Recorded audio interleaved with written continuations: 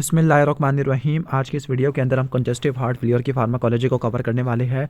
तो जो heart failure होता है, दो टाइप का हार्ट फेलियर होता है, लो आउटपुट कार्डिक फेलियर और हाई आउटपुट कार्डिक फेलियर है। जो लो आउटपुट कार्डिक फेलियर है इसमें हार्ट की कॉन्ट्रैक्टिलिटी कम हो जाती है और हार्ट की कार्डिक आउटपुट कम हो जाती है। जबकि हाई आउटपुट फेलियर के अंदर हमारी बॉडी की डिमांड काफ़ी ज़्यादा हो जाती है, जो कि इंक्रीज कार्डिक आउटपुट से मीट नहीं हो पा रही होती। फॉर एग्जाम्पल सीवियर एनीमिया के अंदर, थायरोटॉक्सिकोसिस के अंदर या थायमीन की डेफिशिएंसी है, इस केस में हाई कार्डिक आउटपुट फेलियर हो जाता है, क्योंकि इसमें कार्डिक आउटपुट तो ज़्यादा हो जाती है लेकिन हमारी बॉडी की डिमांड काफ़ी ज़्यादा होती है। अब जो एक्यूट या डिकम्पेंसेटेड हार्ट फेलियर है, तो जो एक्यूट हार्ट फेलियर को डिकम्पेंसेटेड हार्ट फेलियर भी कहती है। इसके अंदर जो हार्ट है ब्लड को सही तरह पंप नहीं कर पा रहा होता, ठीक हो गया, तो आपने इसको पॉजिटिव इनोट्रोपिक ड्रग से ट्रीट करना होता है। उसके अलावा हमारी बॉडी के अंदर डिफरेंट कंपनसेटरी मैकेनिज्म होती है होमियोस्टेसिस को मेंटेन करने के लिए।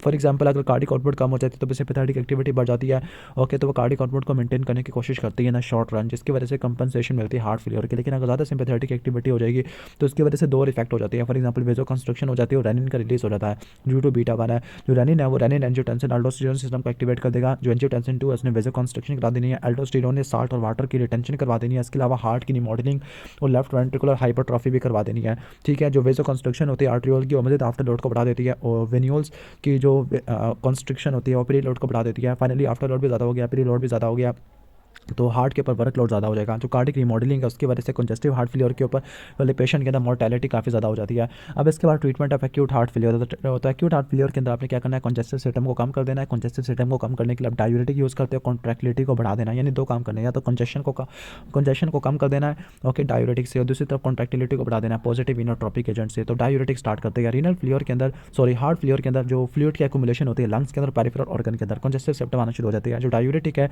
इन कंजेस्टिव सिस्टम को ट्रीट कर देगी, एडिमा फ्लूइड को मोबिलाइज कर देती है। जो डायूरेटिक होती है मेनली जो यूज़ करते हैं वो लूप डायूरेटिक होती है, लाइक फिरासिमाइड, बीबीटिनाइट होती है, जिनके पास हाई सीलिंग डायूरेटिक इफेक्ट होता है, ठीक है। अब ये करती है कि एपिरी लोड को कम कर देती है, इसके अलावा सेप्टम को रिड्यूस कर देती है। जो लूप डायूरेटिक है वीनो डायलेशन भी प्रोवाइड करती है प्रायर टू द डायूरेसिस है, ठीक है। तो अब सवाल ये आता है कि पल्मोनरी एडिमा में डिस्निया होता है तो उसको ट्रीट करने के लिए हम लूप डायूरेटिक देते हैं, क्योंकि डायूरेसिस से पहले वीनो डायलेशन परफॉर्म कर देती है। वीनो डायलेशन की वजह से जो पल्मोनरी एडिमा में डिस्निया होता है उससे इमीडिएट रिलीफ देखने को मिलता है। जो सेम फंक्शन है मॉर्फिन से भी देखने को मिलता है, वीनो डायलेशन मॉर्फिन वगैरह से भी हो सकती है। दैट इज़ वाई ये दोनों पल्मोनरी एडिमा में यूज़ करते हैं। क्रोनिक यूज़ ऑफ डायूरेटिक की वजह से टॉलरेंस डेवलप हो जाती है। इसको ओवरकम करने के लिए आप दूसरे डायूरेटिक यूज़ करते हो, थायोजाइड और स्पाइनोलैक्टोन है। जो डायूरेटिक हमारी बेसिक पैथोलॉजी को अल्टर नहीं करती, ओके, और मोर्टेलिटी के ऊपर कोई इफेक्ट नहीं होता, लेकिन स्पाइनोलैक्टोन है इस इनहिबिटर और ARBI मोर्टेलिटी को कम कर देती है। इनोट्रोपिक एजेंट है, जो मेजर इनोट्रोपिक ड्रग होते हैं कंजेस्टिव हार्ट फेलियर के अंदर, डोब्यूटामिन, डोपामिन, इनोडायलेटर और कार्डिक ग्लाइकोसाइड होती है, ओके। तो इनोट्रोपिक ड्रग है, डोब्यूटामिन, डोपामिन, बीटा वन के लिए इनोडायलेटर होती है, ओके। इसके अलावा कार्डिक ग्लाइकोसाइड होती है, ओके। इनोडायलेटर के अंदर मिल्ड्रिनोन, एनामिनोन आ जाएगा। ये ड्रग होती है शॉर्ट टर्म मैनेजमेंट के लिए इस्तेमाल होती है, लेकिन वो डाइडोक्सिन है ओरली इस्तेमाल होती है फॉर मेंटेनेंस। दो ब्यूटामिन है, बीटा वन एगोनिस्ट होती है, डोपामिन रिसेप्टर पर कोई इफेक्ट नहीं होता, बीटा वन रिसेप्टर को स्टिमुलेट कर देती है, साइक्लिक EMP को बढ़ा देती है, कॉन्ट्रैक्टिलिटी को बढ़ा देती है, इंट्रावेनस फॉर्म में देती है। इसकी हाफ लाइफ 2 मिनट होती है। इसके बाद डोपामिन है, डोपामिन बीटा अल्फा रिसेप्टर पर जाके बाइंड करती है, डिपेंडिंग अपॉन कंसंट्रेशन 1 से लेकर 2 माइक्रोग्राम पर केजी पर मिनट कंसंट्रेशन है, तो फिर ये से डोपामिन रिसेप्टर को स्टिमुलेट करवाती है, वेसोडाइलेशन करा देती है। लेकिन अगर 2 से लेकर 10 माइक्रोग्राम पर केजी पर मिनट कंसंट्रेशन है इंट्रावेनस, तो फिर ये बीटा रिसेप्टर को स्टिमुलेट कर देती है। अगर 10 से भी ज़्यादा हो जाए तो फिर ये वेजो कंस्ट्रक्शन करा देती है वाई अल्फा रिसेप्टर। इसके बाद कार्डिक ग्लाइकोसाइड है। कार्डिक ग्लाइकोसाइड के अंदर शुगर और नॉन शुगर म्योटी होता है। शुगर को ग्लाइकोन और नॉन शुगर को एक ग्लाइकोन कहते हैं। इनको कलेक्टिवली डिजिटालिस कहते हैं, क्योंकि ये डिजिटालिस पूरा प्लांट से निकाले जाते हैं। फॉक्स ग्लोब भी कहती है। जो कंपाउंड इसमें डाइजोक्सिन है, डिजिटॉक्सिन है, स्ट्रेफेंथिन है और ओएबिन होते हैं, ओके। तो स्टोफोफेंथिन और ओएबिन को भूल जाओ, डाइजोक्सिन और डिजिटॉक्सिन को याद रखो। जो कार्डिक ग्लाइकोसाइड होती है पॉजिटिव इनोट्रोपिक एजेंट होती है, ओके। लेकिन अगर दूसरे इनोट्रोप से कंपेयर करते हैं, हार्ट रेट को और ऑक्सीजन कंजम्पशन को नहीं बढ़ाते, बल्कि जो हार्ट रेट और ऑक्सीजन कंजप्शन है ये डिजिटालिस की वजह से कम हो जाती है। अभी किस तरह से कम होती है मैं आपको बताता हूँ। हार्ट रेट ऑक्सीजन कंजप्शन कम हो जाती है। अब जो ड्रग होती है ये एक्यूट कंजेस्टिव हार्ट फेलियर के लिए एक्यूट ट्रीटमेंट और मेंटेनेंस के लिए इस्तेमाल हो सकती है, लेकिन ये बेसिक पैथोलॉजी को अल्टर नहीं करती। जो कार्डिक ग्लाइकोसाइड है एट्रियल फिब्रिलेशन के लिए भी इस्तेमाल हो सकती है। एट्रियल फ्लटर है, पैरोक्सिमल सुप्रावेंट्रिकुलर टैकीकार्डिया को ट्रीट करने के लिए भी इस्तेमाल करते हैं, लेकिन पैरोक्सिमल सुप्रावेंट्रिकुलर टैकीकार्डिया के लिए ड्रग का चॉइस एडिनोसिन होती है। जो डाइजोक्सिन है ये वाहिद इनोट्रोपिक एजेंट है जिसको आप ओरली देते हो, बाकी जो डिजिटॉक्सिन उसको ओरली नहीं देते, ठीक है। इसके बाद इनका मैकेनिज्म ऑफ एक्शन लिखा हुआ। जो कार्डिक ग्लाइकोसाइड होती है कंजेस्टिव हार्ट फेलियर के अंदर क्या करते हैं, सोडियम पोटेशियम एटीपीएस पंप को इनहिबिट कर देती है bye binding the extra cellular phase है, ओके। और इसकी वजह से सोडियम की एक्युमुलेशन होती है कार्डिक सेल के अंदर, जिसकी वजह से इंट्रासेलुलर कैल्शियम ज़्यादा हो जाएगा।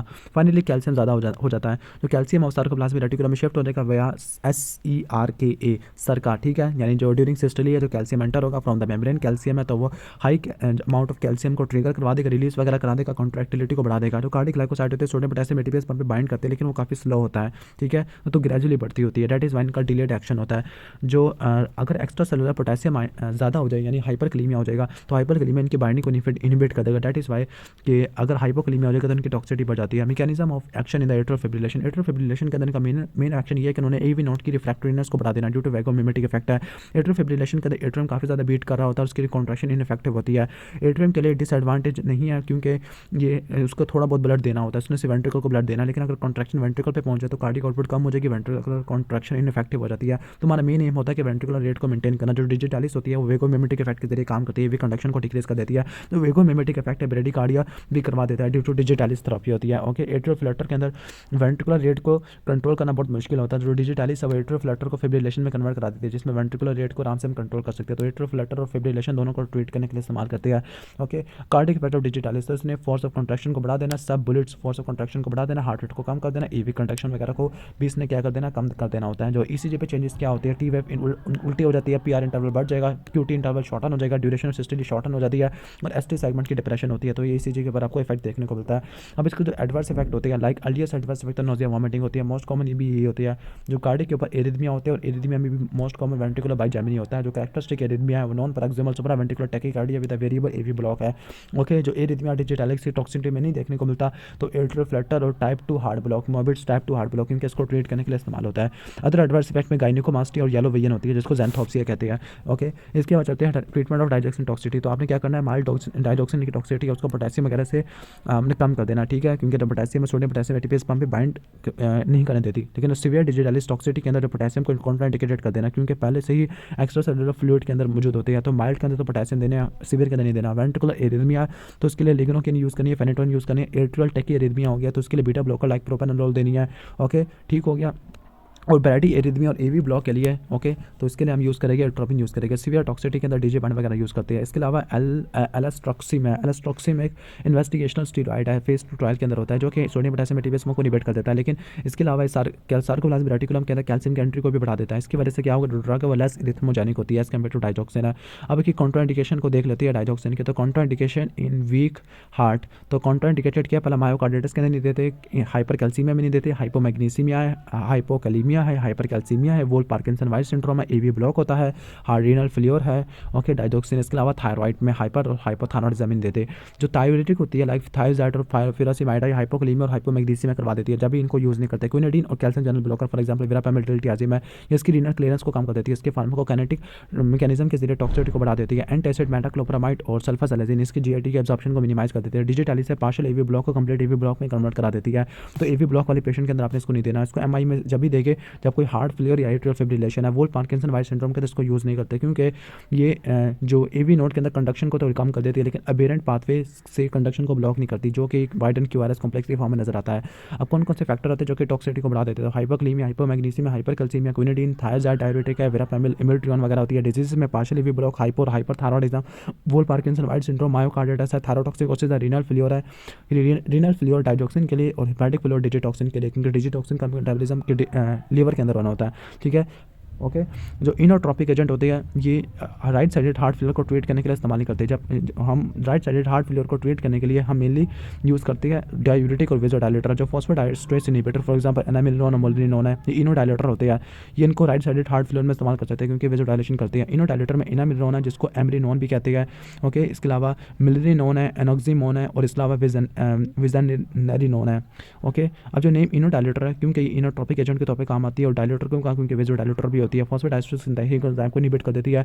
साइक्लिक एमपी के लेवल को बढ़ा देती है हार्ट के अंदर, ब्लड वेसल के अंदर। साइक्लिक एमपी है, ये कैल्शियम के ट्रांसमेम्ब्रेन इन्फ्लक्स को बढ़ा देता है, ठीक है, कॉन्ट्रैक्टिलिटी को बढ़ा देता है, और इसके अलावा वैस्कुलर के अंदर स्मूथ मसल की रिलैक्सेशन करवा देता है। तो ये शॉर्ट टर्म के लिए अप्लाई होती है, इंट्रावेनस फॉर्म में अप्लाई करती है सिवियर और रिफ्रैक्टर के अंदर। थ्रोम्बोसाइटोपेनिया एनामिनोन की वजह से हो सकता है, मलिनोन की वजह से नहीं होता। ओके, और दोनों ड्रग की वजह से एरिथमिया हो सकता है। लिवोसिमेंडेन है, ये इनोडाइलेटर होता है, जिसका डिफरेंट मैकेनिज्म है। ये कैल्शियम की सेंसिटिविटी को बढ़ा देती है बाय बाइंडिंग तरह ट्रोपोनिन। इसके अलावा पोटेशियम चैनल को भी ओपन कर देती है ताकि वेजोडाइलेशन करवा दे।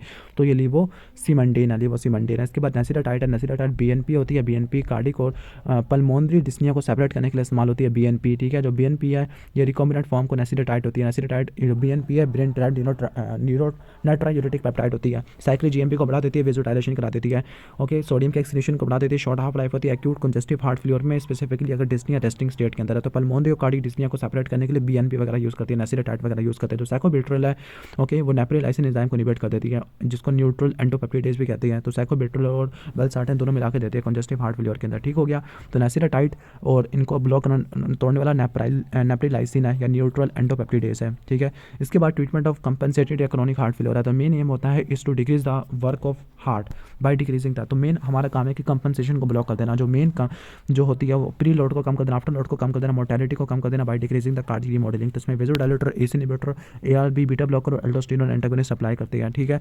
अब यहाँ पे नजर आ रहा होगा, यहाँ पे पूरा डायग्राम नजर आ रही होगी। तो एक्यूट हार्ट फेलियर है, एक्यूट हार्ट फेलियर की वजह से कॉन्ट्रैक्टिलिटी कम हो जाती है, सिंपैथेटिक एक्टिविटी कंपनसेशन के तौर पर इस्तेमाल होती है, बीटा 1 रिसेप्टर को स्टिमुलेट करती है, कार्डियक आउटपुट को मेंटेन कर देता है। जो बीटा 1 है वो जस्टाग्लोमेरुलर सेल के जरिए काम करते हैं, ओके। यहाँ पे डिफरेंट ड्रग आपको नजर आ रही होगी, लाइक नाइट्रेट होती है प्री लोड को कम कर देती है, हाइड्रोलेजिन आफ्टर लोड के लिए, जो प्री लोड होता है वीनोडाइलेटर, जबकि जो आफ्टर लोड होता है वेजोडाइलेटर की वजह से होता है। Beta blocker sympathetic nervous system की एक्टिविटी को ब्लॉक कर देती है, ओके। अब इसके बाद वेजोडाइलेटर होती है ये कि प्री लोड को कम कर देती है, आफ्टर लोड को कम कर देती है, या दोनों मैकेनिज्म होते हैं। जो नाइट्रेट होती है प्रेफरेंशियली काम करती है, वेन्स की डायलेशन कर देती है, कंजेस्टिव हार्ट फेलियर के अंदर काफ़ी ज़्यादा बेनिफिशियल होती है due to the pre load protection, ठीक है। तो ये ड्रग होती है प्री लोड को कम कर देगी, वीनोडाइलेटर है आफ्टर लोड को, और जो हाइड्रोलेजिन अमीनो ऑक्सीडेज और कैल्शियम चैनल ब्लॉकर होती है। जो नाइट्रेट है वीनोडाइलेटर, जबकि हाइड्रोलेजिन मिनॉक्सिडिल और calcium channel blocker like nifedipine primarily arterial dilator होते हैं। कंजेस्टिव हार्ट फेलियर के अंदर अपनी कैल्शियम चैनल को इस्तेमाल नहीं करना, क्योंकि ये मोर्टेलिटी करवा देते हैं due to reflex sympathetic activation. Nifedipine की वजह से तो रिफ्लेक्स सिंपैथेटिक एक्टिवेशन हो जाएगा और डायरेक्ट कार्डियो डिप्रेसिव एक्शन हो सकता है वेरापेमिरोडिलिटियाज्म की वजह से। ऐसे एजेंट जो कि प्री लोड और आफ्टर लोड दोनों को कम कर देते हैं, उसमें एस इनहिबिटर है, ओके, एंजियोटेंसिन रिसेप्टर ब्लॉकर है, इसके अलावा नाइट्रोपेरोसाइड होती है, दोनों को कम कर देती है, इसके अलावा अल्फा ब्लॉकर होती है। जो हाइड्रोलेजिन और आइसोसोर्बाइट इन दोनों का कॉम्बिनेशन अप्लाई करते हैं ताकि मोर्टेलिटी को कम कर सके, ठीक है। आइसोसोर्बाइट डाइनाइट्रेट और हाइड्रोलेजिन है, लेकिन दूसरे वेजोडाइलेटर होती है वो सर्वाइवल को प्रोलॉन्ग नहीं करते। एस इनहिबिटर और एंजियोटेंसिन रिसेप्टर ब्लॉकर ये जो ड्रग होती है तमाम कंजेस्टिव हार्ट फेलियर के अंदर इस्तेमाल होती है, ठीक है। मोर्टेलिटी को कम कर देती है। मोर्टेलिटी को किस तरह से कम करती है, ये एल्डोस्टेरोन के एक्शन को मिनिमाइज कर देती है, जिसकी वजह से कार्डियक रीमॉडलिंग होती है, जो कि फाइनल रीमॉडलिंग कराता है। स्पाइनोलेक्टोन एप्लिनोन एल्डोस्टेरोन एंटागोनिस्ट से भी कार्डियक रीमॉडलिंग को मिनिमाइज कर देती है, ठीक है। ये पोटेशियम स्पेयरिंग डायूरेटिक भी होते हैं। इसके बाद बीटा ब्लॉकर है, बीटा ब्लॉकर को नॉर्मली पहले हम यूज़ नहीं करते थे, नेगेटिव इनोट्रॉपिक इफेक्ट, लेकिन ये ड्रग कंजेस्टिव हार्ट फेलियर के अंदर सर्वाइवल को बढ़ा देती है। बीटा 1 है जो रेनिन के रिलीज बढ़ा देती है, जो कि रेनिन एंजियोटेंसिन अल्डोस्टेरोन सिस्टम को स्टिमुलेट करवाता था। बीटा ब्लॉकर इस पाथवे को एंटागोनाइज कर देती है, ओके, और रीमॉडलिंग को रिवर्स कर देती है। जो mostly widely use beta blocker है वो कैर्बिटोलोल होती है, इसके बाद मेटाप्रोलोल और बिसाप्रोलोल है, ओके। तो CMB से याद रख लो, ठीक है, okay. Mild to moderate heart failure में इस्तेमाल करते हैं। Mild to moderate heart failure के अंदर New York heart association class type 2 और टाइप 3 के अंदर इस्तेमाल करते हैं, ठीक है। डायलेटेड कार्डियोमायोपैथी और डीकम्पेंसेटेड हार्ट फेलियर के अंदर इस्तेमाल नहीं करते, क्योंकि बीटा ब्लॉकर कॉन्ट्रैक्टिलिटी को कम कर देती है। इनिशियली लो डोजेस के पास स्टार्ट करना होता है, लेकिन वाइस डोजेस को बढ़ा देना। उसके बाद इवाबिलिडिन है, इवाबिलिडिन क्या होती है, फनी करंट ब्लॉकर होती है। फनी करंट ये आपको किस में देखने को मिलता है, ऐसे नोट के अंदर देखने को मिलता है। चाइना पेक्टोरिस के अंदर इस्तेमाल होती है, हार्ट की जो मायोकार्डियल ऑक्सीजन डिमांड को कम कर देती है बाय कॉजिंग ब्रेडिकार्डिया, ठीक हो गया। जो यूरोपियन ये कहती है कि अगर कंजेस्टिव हार्ट फेलियर है और जिसका जो हार्ट रेट ऑफ 70 से ज़्यादा है और रिजेक्शन फ्रैक्शन 35 से कम है, ओके, 35% या 35% से कम है, तो फिर उसको यानी ट्रीटमेंट के बावजूद बीटा ब्लॉकर यूज़ करने के बावजूद, एस इनहिबिटर यूज़ करने के बावजूद, या एल्डोस्टेरोन एंटागोनिस्ट को यूज़ करने के बावजूद भी इजेक्शन फ्रैक्शन 35% या से कम है या 70 से हार्ट रेट ज़्यादा है, तो आपने ये यूज़ करनी है, ओके। आगे है वेजोपेप्टिडेज इनहिबिटर। वेजोपेप्टिडेज इनहिबिटर के अंदर दो एंजाइम आ जाते हैं, एस और NEP। जो नेप्रिलाइसिन इनहिबिटर और एस इनहिबिटर, तो ओमाट्रिप्टालेट और सोमाट्रिप्टालेट होते हैं, जो कि ओरली यूज़ करते हैं। क्रोनिक कंजेस्टिव हार्ट फेलियर को ट्रीट करने के लिए इस्तेमाल होती है। ये जो ड्रग होती है इनके पास एस इनहिबिटर के तमाम एक्शन होते हैं। ये नाइट्रायूरेसिस करवा देती है ड्यू टू इंक्रीज BNP है, ओके, ठीक हो गया। तो ये यानी एस इनहिबिटर वाला काम करिए, इसके अलावा BNP के लेवल को बढ़ा देती है, इसके मेटाबॉलिज्म को इनहिबिट कर देती है, लेकिन इनकी वजह से एंजियोडीमा हो सकता है। वेलसार्टेन और साइकोबिट्रल को मिला के एंजियोटेंसिन रिसेप्टर ब्लॉकर और नेप्रिलाइसिन इनहिबिटर ये भी कंजेस्टिव हार्ट फेलियर में इस्तेमाल करते हैं।